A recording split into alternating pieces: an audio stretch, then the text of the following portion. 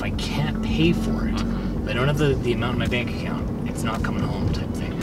You get over it pretty quick when you get your priorities straight. And that was the one thing that was always missing for me when I first started making like some really good money. You get to a point where you're like, I could buy anything that catches my eye kind of thing. But buy is the key word. You know what I mean? Like, buy is a dangerous word, because just because you're approved for the financing doesn't mean you should own it, right? And so that took a little bit of adjusting, especially living here. Like, anyone that's been to Vancouver, if you're watching this and you're from Vancouver, like the way in this morning, we saw 3 kids could barely see over the steering wheel, and they're driving supercars that start at like $300,000, right? Like, you get over it really quick when you set your priorities straight and you establish what rich means to you, right? So rich to a lot of people, I'm not going to label it just young, rich to a lot of people in general means look rich. Like, I kind of chuckle at those guys, right? Like, it's and it's not an ego thing or anything like that, but like my goal for like financial stability is me knowing that I have the ability, not going to do it, but the ability to buy all those things at any given time, pay cash and owe nobody for it in the end.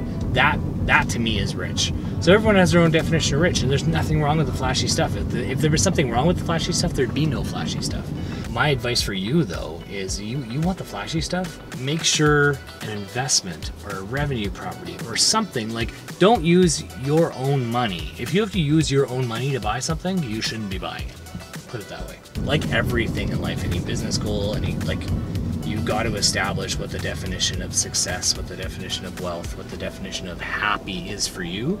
But you have to actually take the time. And then from that moment on, if you take the time to be honest with yourself, do a discovery of what each one of those things truly, truly means, not to everybody else, but what it means to you, that's your North Star, right? Every single thing you do from that point forward, you measure against that. Oh, this is gonna be neat, but does it actually make me happy? Or is this actually not gonna take me away from my definition of happy? Maybe you shouldn't do it, right?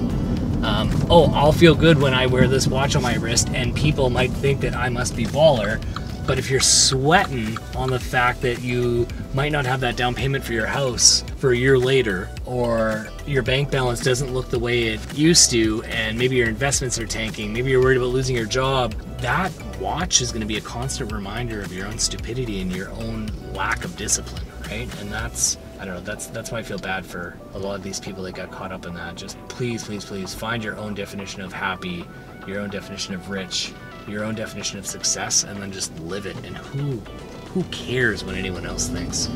Because I guarantee it, the guy that looks the douchiest with all the fancy cars and the suits and everything else, that guy has stresses that you and I should never have and would never want.